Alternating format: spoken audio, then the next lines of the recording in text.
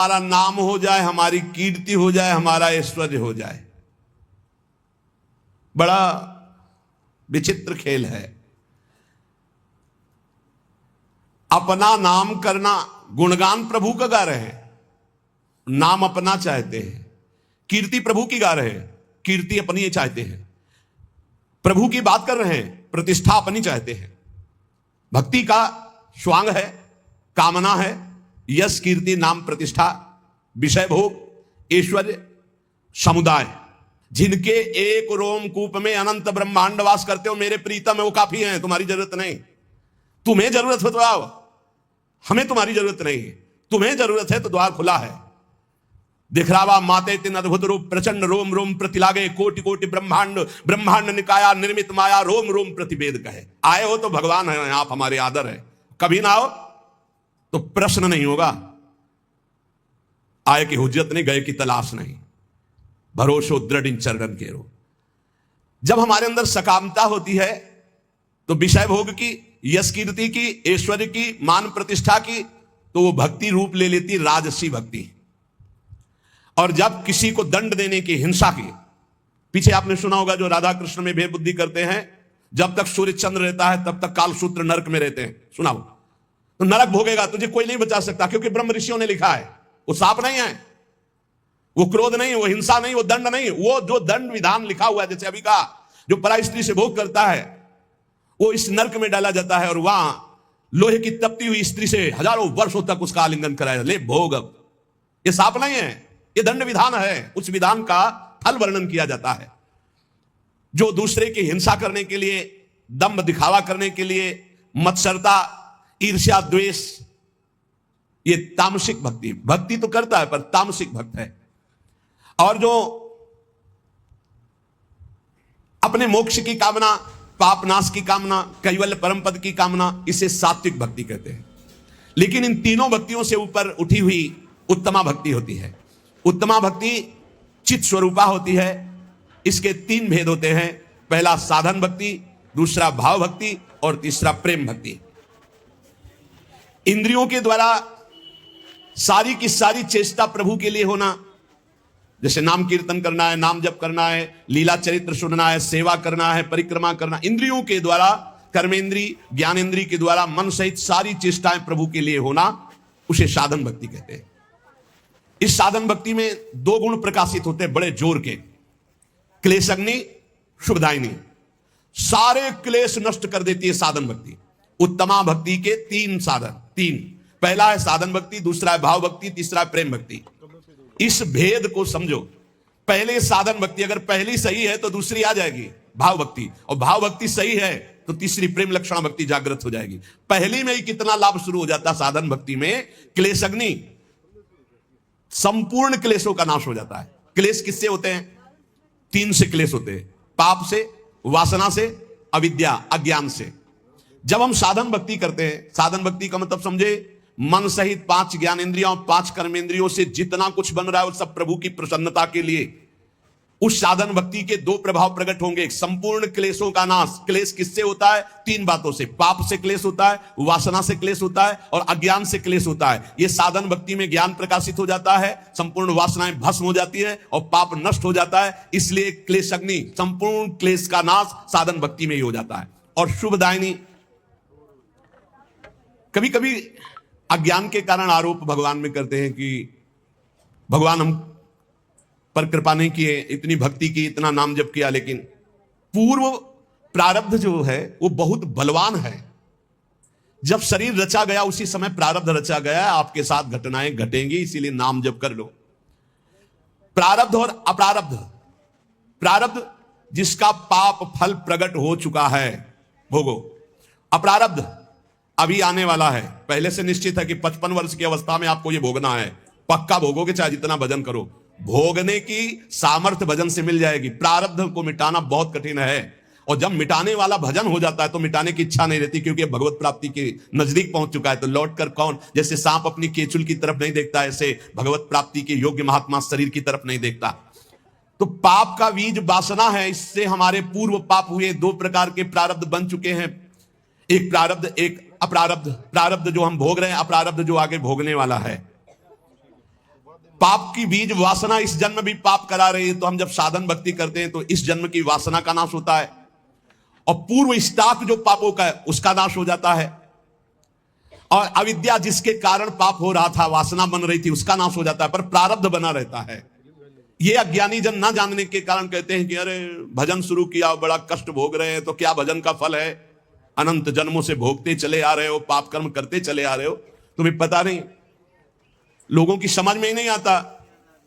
मछली को जल तरोई कहते हैं, तो तुम कौन सी तरोई होगे? तुम्हें भी पता होना चाहिए। पक्का मत्स्यावतार भगवान ने लिया है कि नहीं लिया? मत्स्यावतार भगवान ने लिया है, और तुम मछली को जल तरोई करते हो, कढ़ाई में तल के खाते हो, तो तुम भी तले जाओगे। अब एक बार के आहार में कितने जीव खाते हैं लोग, कितना पाप कर रहे हैं। अज्ञानियों को ब्रह्मा भी नहीं समझा सकते। मूर्ख हृदय न चेत, चाहे गुरु मिले बिरंच सम, फूले फरे न वेद। बांस में चाहे जितनी खाद पानी लगा दो, वहां सेव संतरा नहीं लगने वाले। ऐसे ही जो मूर्ख स्वभाव के लोग होते हैं, नहीं समझने वाले। जब साधन भक्ति का अनुष्ठान किया जाता है तो उससे दो प्रभाव प्रकट होते हैं, क्लेश अग्नि और शुभदायिनी। क्लेश अग्नि, पाप से क्लेश होता है, वासना से क्लेश होता है, विद्या, तीनों का नाश हो गया। लेकिन प्रारब्ध और अप्रारब्ध, आगे आने वाला भोग, ये दोनों भोगने पड़ेंगे। इसलिए हिम्मत जुटाओ, नाम जप के द्वारा इतने बलवान बनो कि प्रारब्ध आवे और हंसते हुए भोग लो। प्रारब्ध का नाश करने की जब योग्यता आती, तब नाश करने की इच्छा नहीं रह जाती, और जब तक नाश करने की इच्छा, तब तक योग्यता नहीं आई। सब क्लेशों का मूल कारण भगवान का भजन न होना, भगवत विमुखता है। तो जब हम भक्तों के संग के प्रभाव से साधन भक्ति का अनुष्ठान करते हैं, तो सारे क्लेशों का, दुखों का नाश हो जाता है। अब आगे दुख नहीं है, बस इतना ही है रास्ता जिसको आप भोग ले। सर्व दुख नाशकत्व, ये क्लेश अग्नि से हो गया। अब शुभ का अर्थ है साधक के जीवन में परम मंगल, परम आनंद का विधान। ये नाम से प्रकट होता है। श्री हरिवंश चंद्र शुभ नाम, सब सुख सिंधु प्रेम रस धाम, जाम घटी बिसरे नहीं, एक क्षण न बिसरो। हर समय नाम जप करो, ये महाशुभ प्रकाशित कर देगा। शुभ से क्या होता है? जैसे क्लेश अग्नि से वासना, पाप, अविद्या का नाश, प्रारब्ध के भोगने की सामर्थ्य आ गई। शुभ से क्या होता है? बोले शुभ सारी दैवी संपदा प्रकट कर देती है। साधन भक्ति से विषय सुख, ब्रह्म सुख, पारमेश्वर सुख, ये सभी प्राप्त हो जाएगा। आपको विषय सुख चाहिए तो भी साधन भक्ति करो, आप देखो विषय सुख प्राप्त हो जाएगा, ब्रह्म सुख प्राप्त हो जाएगा, पारमेश्वर सुख प्राप्त हो जाएगा। और अगर इन सुखों की चाह न करो तो प्रेम प्रकट हो जाएगा। साधन भक्ति करते करते भाव प्रकट होता है। भाव भक्ति, तीन भेद उत्तमा भक्ति के, पहला साधन, फिर भाव, फिर प्रेम। साधन भक्ति, भाव भक्ति, प्रेम भक्ति। साधन ही भक्ति में चकाचक आनंदमय हो जाता है। सारे क्लेश, पाप, वासनाएं, अविद्या नष्ट हो गई, और सब शुभ दैवी संपदा प्रकाशित हो गई। मंगल भवन भगवान की तरफ वृत्ति संपूर्ण रूप से, ये शुभ। अब भाव भक्ति दो गुण प्रकाशित करती है। साधन भक्ति दो प्रकाशित किए, क्लेश अग्नि, शुभदायिनी, और भाव भक्ति दो गुण प्रकाशित किए, मोक्ष लघुताकृत और सुदुर्लभा। क्लेश अग्नि और शुभदायिनी तो इसमें आ ही गए अपने आप, साधन भक्ति के लक्षण। भाव भक्ति में तो समा ही गए ये क्लेश अग्नि और शुभदायिनी, पर इसमें मोक्ष लघुताकृत और सुदुर्लभा। बड़ा सुंदर। इस भाव भक्ति में चार लक्षण हो गए, क्लेश अग्नि, शुभदायिनी, मोक्ष लघुताकृत और सुदुर्लभा। मोक्ष लघुताकृत, इतना आनंद प्रकट होता है भाव में कि मोक्ष भी लघु लगने लगता है। वो जब भाव प्रकट होगा, भावोत्सवेन भजताम, भाव प्रकट होगा, तब आपको पता चलेगा कि मोक्ष सुख भी कड़ुआ लगने लगता है। इसलिए प्रेमी महापुरुषों ने मोक्ष स्वीकार नहीं किया। और सुदुर्लभा, भगवान की उस सुदुर्लभ दिव्य दिव्य गुण, दिव्य दिव्य रहस्य, दिव्य दिव्य भाव उसके हृदय प्रकट होते हैं जो अन्य किसी साधन से नहीं प्रकट हो सकते। तब उसमें महामहिम प्रेम लक्षणा भक्ति जागृत होती है। अब प्रेम लक्षणा भक्ति में अपने दो गुण प्रकाशित हुए, सांद्रानंद विशेषात्मा पहला, और दूसरा श्री कृष्णा आकर्षणी, ये दो गुण। तो प्रेम लक्षणा भक्ति में 6 गुण उपस्थित हो गए।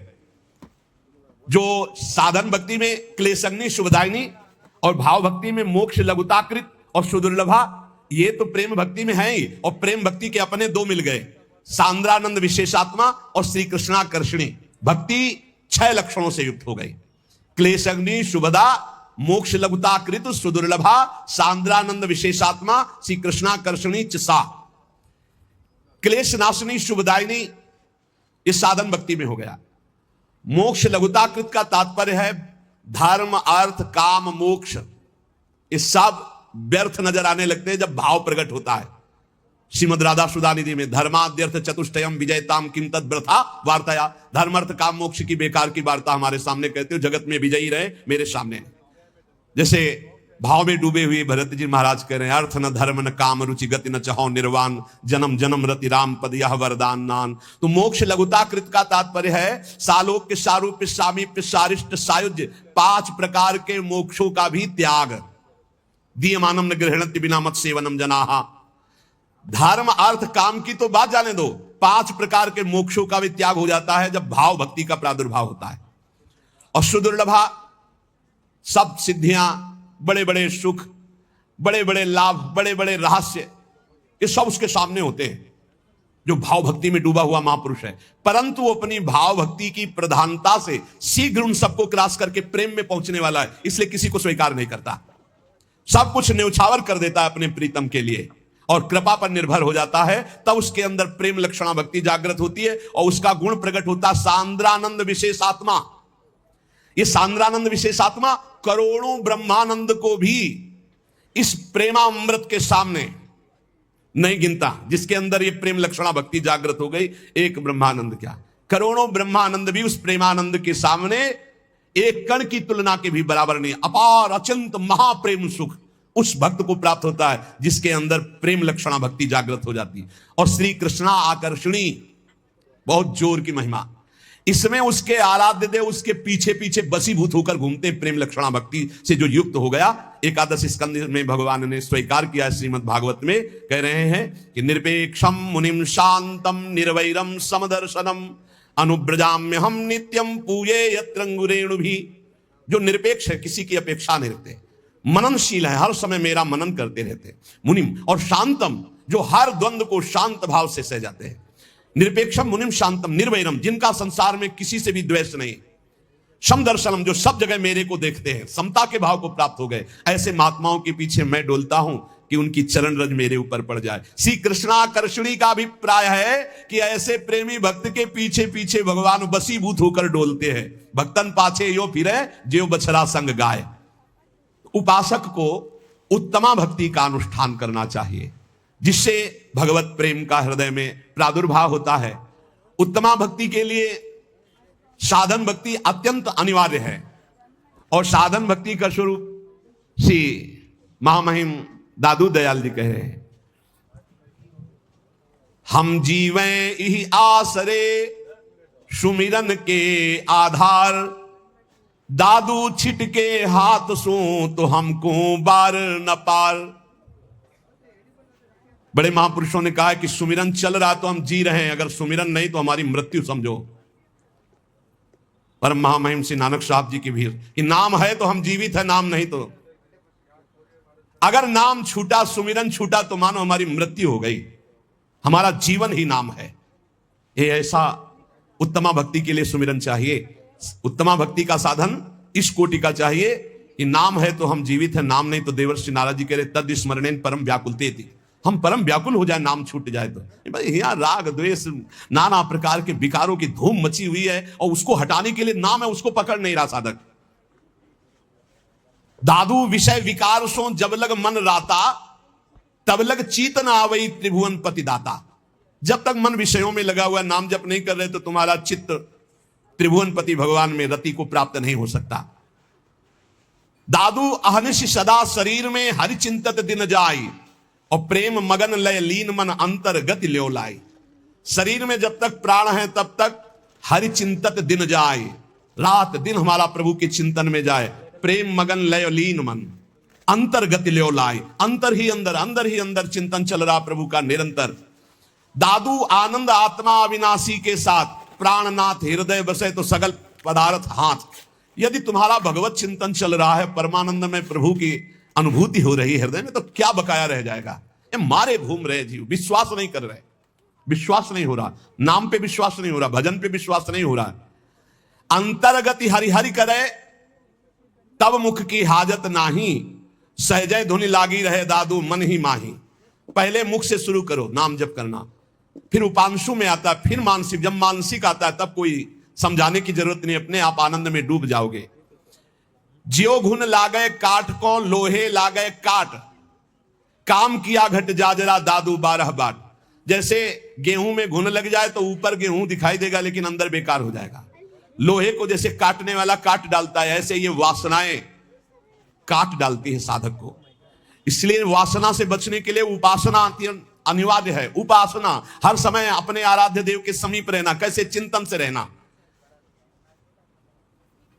दादू कहे जो तू राखे साइया तो मार सके ना कोई बाल न बाका कर सके जो जग बैरी हो। यदि नाम निरंतर चल रहा, मेरा ईश्वर मेरा प्रीतम मेरी रक्षा कर रहा है, तो काम क्रोध लोभ मोह मद मत्सर ये बाल बाका भी नहीं कह सकते। जे सिर सौंप्या राम को सो सिर भया सनाथ। आहा, दादू दे उरण भया जिसका तिसके हाथ।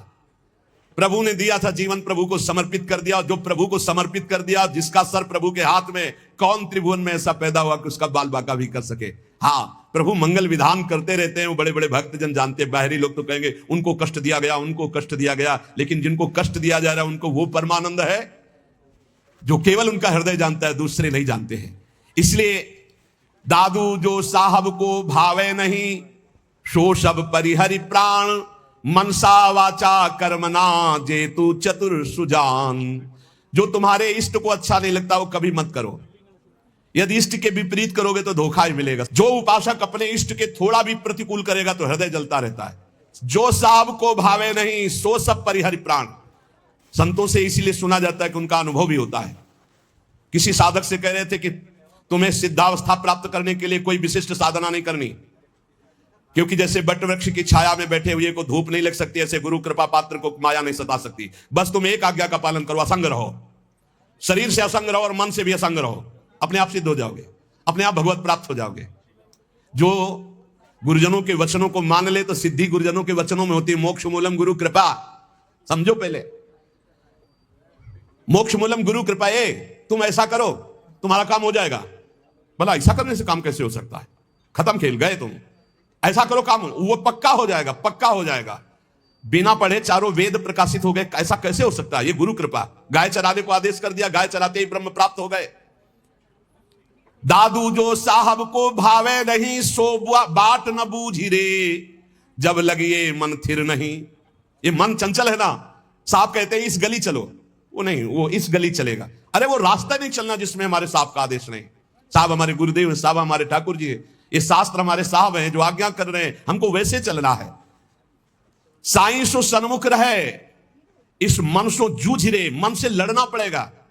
जो मन से लड़ गया वही बहादुर। दूसरे को पटक देने वाले तो आपको मिल जाएंगे, लेकिन मन को पटक दे ऐसे मिलने कठिन है।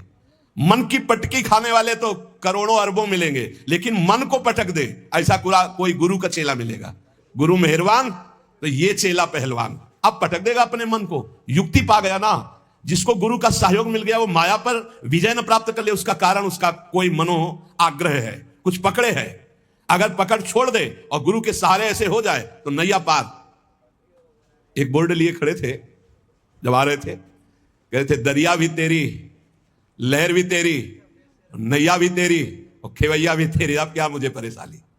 दरिया भी जहां डूबने का है वो भी तू है, तेरी है। लहर भी तेरी है डूबने वाली, और खेवैया भी तू है, नैया भी तू। अब मेरे को क्या परवाह? बिल्कुल परम सत्य। वही दरिया है, वही लहर है, वही नैया है, वही खेवैया है। बस समझ जाओ और पैर पकड़ ले। हरि का आश्रय मामे वे प्रपद्यन्ते माया में ताम तरंति थे। दादू जो साहब को भावे नहीं, सो बाट ना बूझ रे, साईं सो सन्मुख रहे, इस मन सो जूझ रे। मन से लड़ना पड़ेगा। अगर गुरुमानी हो गए तो माया मुक्त हो गए, मनमानी हो गए तो माया में फंस गए। अपने साहब को जो ना भावे वो नहीं करना चाहिए, नहीं भोगोगे। देखो, एक प्रश्न किया परसों कि जब महापुरुष होते हैं तब ये माया समझने क्यों नहीं देती कि ये महापुरुष है? ऐसा क्यों होता है? जब वो होते हैं तब समझने नहीं होता, जब बाद में चरित्र पढ़ते तब लगता है यार बहुत बड़ी निधि थे, चले गए। हम कहें वर्तमान में दुर्योधन भी नहीं समझ पाया भगवान श्री कृष्ण को, क्योंकि वो स्वयं ऐसे लीला बिहारी रचना रचते हैं कि समझ ना पावे। बड़े बड़े सिद्धों में ऐसी लीलाएं रही हैं कि लगता था कि ऐसा कैसे हो सकता है। इछावर, ये फतेहपुर जिला में है। जब भ्रमण कर रहे थे, ये यमुना के किनारे पड़ता है, तो वहां कुछ दिन रुके। तो इधर बिंदौर है, इधर इछावर है। इछावर में फक्कड़ स्वामी रहते थे, फक्कड़ स्वामी, उनको फक्कड़ कहते ही थे। फक्कड़ किसे कहते हैं? फिकर फार फकनी करे ताको नाम फकीर, निश्चिंत महात्मा, जिसमें चाह मिटी चिंता मिटी, मनुआ बेपरवाह, उनको कहते फक्कड़ महात्मा। कोई फिकर नहीं, कोई चिंता नहीं, बस एक लंगोटी पे रहते थे और 1000 गुरिया का माला रखते थे, रुद्राक्ष का मोटा वाला। और गांव के लोग जब कोई भक्ति से उनके पास बाहरी जाना चाहता तो पहले ही लगे थे, कह देते थे हाथ जोड़ते हैं मत जाओ। हमारे स्वामी जी को आप एक शब्द नहीं बोलेंगे, अगर जाना है तो जाओ, वो तुम्हें किस तरह स्वागत करेंगे भगवान जाने, पर आप बोलने की हिम्मत नहीं रखते। अगर उनका अपमान करोगे तो हम खड़े हैं, हम लोग, आप जाओ मत, हम पहले आपसे बता रहे हैं। और वो बड़े अलबेले महात्मा थे, लाखों की कामनाएं सिद्ध कर दी। वो सिद्ध महापुरुष थे, पर सिद्ध करना उनका बहुत विचित्र था। एक पुलिस विभाग के बड़े अधिकारी थे, उनके संतान नहीं हो रही थी। सुना फक्कड़ बाबा के पास समस्त कामनाएं पूर्ण हो जाती हैं, तो पूरे अपने लाभ लश्कर के साथ, गांव के लोग पहले ही लगे रहते, बाहर दूर, उनको भी नजदीक नहीं रहने देते फक्कड़ स्वामी, दूर से। उन्होंने कहा साहब हाथ जोड़ते मत जाओ। बोले हम तो बड़ी श्रद्धा से जा रहे हैं। बोले वहां श्रद्धा की पूजा नहीं होती, वहां दूसरी श्रद्धा चलेगी। बोले जो कुछ होगा सहेंगे। बोले साहब हम बर्दाश्त नहीं कर पाएंगे अगर हमारे स्वामी जी को आप कुछ बोले। बोले कुछ नहीं बोलेंगे, जो ही अब तो अस्थिमात्र हुए रहे शरीरा, ऐसे थे। जो ही दृष्टि गई सो शास्त्र नाम की तरह गालियां शुरू कर दी। अद्भुत, ये बड़ी विचित्र गति। इसीलिए बाद में ऐसे, अब वो तो सत्संगी होंगे तभी इतना सहनशील थे।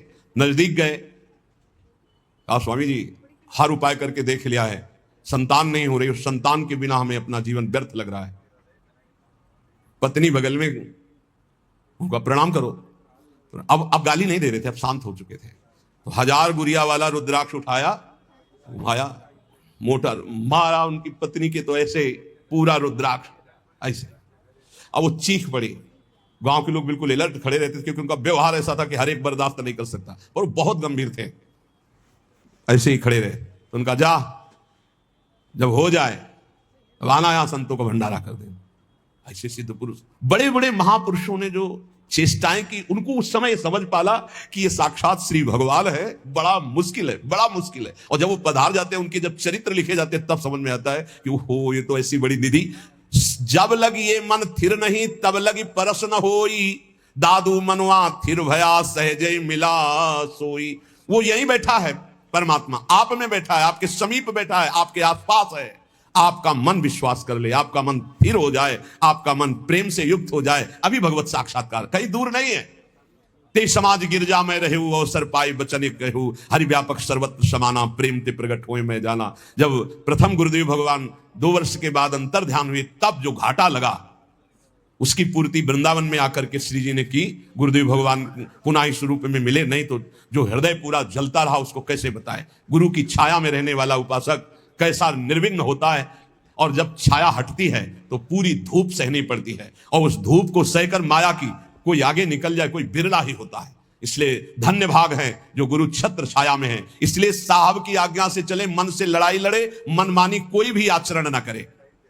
कहा हमारा मान मन पापी परिहर काम, विषयों का संग छोड़ दे, दादू मिली है राम। अरे मन पापी, अब मेरा कहा मान दे, ये विषयों का संग छोड़ दे, विषयी पुरुषों का संग छोड़ दे, देख तुझे भगवान मिल जाएंगे। भगवान की प्राप्ति कठिन नहीं है, विषयों का राग छोड़ना बड़ा कठिन है, मन की चाल को रोक पाना बड़ा कठिन है। श्री चरणदास जी महाराज, जिन्हें हरि भक्ति प्यारी हो, माता पिता सहज छुटी जावे, छुटे सुत अरु नारी हो। देखो यहां छूटने का मतलब राग से है, राग छोड़ने से मतलब परिवार में रहते हुए सब में भगवत भाव हो जाए तो हरि भक्ति, और परिवार छोड़कर चाहे जहां भाग के जाओ नया परिवार बन जाता है। अगर राग है तो शिष्य राग से भी दुर्गति हो जाएगी, शिष्य राग से भी दुर्गति हो जाएगी। एक सिद्ध संत जा रहे थे, उनके साथ कई शिष्य थे। तो एक केचुआ, केचुआ समझते हैं ना, जो मिट्टी खाता है, बहुत कोमल शरीर वाला होता है, और लाल चींटी उसमें लाखों चिपटी हुई थी। तो शिष्य खड़े हो गए और गुरुजी से कहा, गुरुजी कितना भयानक कष्ट इस जीव को, क्योंकि ये चींटी जब काटती है तो मनुष्य शरीर में भी बहुत पीड़ा होती है, और एक दाग बन जाता है लाल लाल, और देखो कितना कोमल शरीर कछुआ का, लाखों चींटी है। बोले मैं ध्यान के द्वारा देख कर कह रहा हूं, ये पूर्व जन्म में गुरु जी थे केचुआ जी, और ये जितने सब चेला जी हैं ये सब पीड़ा पहुंचा रहे हैं, क्योंकि इन्होंने ठग करके इनसे अर्थ का शोषण किया था और इन्होंने विवेक पूर्वक गुरु नहीं बनाया था, तो दोनों की दुर्गति हो गई। ये चींटी बनकर गुरु जी को नोच रहे हैं और गुरु जी कछुआ बनकर के। बहुत होश में यदि भगवत मार्ग विमुख विषय चिंतन, विषय क्रिया, विषय विचार से युक्त हो तो भगवान की प्राप्ति नहीं, दुर्गति प्राप्ति है। और यहां कह रहे हैं कि यदि भगवान के चरणारविंद की भक्ति में तुम्हारा चित्त है तो कहीं राग नहीं रह जाएगा। राग बहुत खतरनाक है, ये विष है राग। राग बहुत बड़ा विष है, क्योंकि जहां प्रतिकूलता हुई तहां द्वेष हो गया। राग और द्वेष यही जन्म मरण का बंधन है। राग द्वेष दोनों खोइए तब खोजिए पद निर्वाण।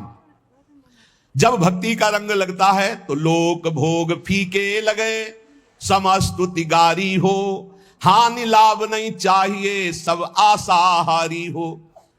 कोई भी आशा जब तक हृदय में है तब तक भक्ति का रंग नहीं आया।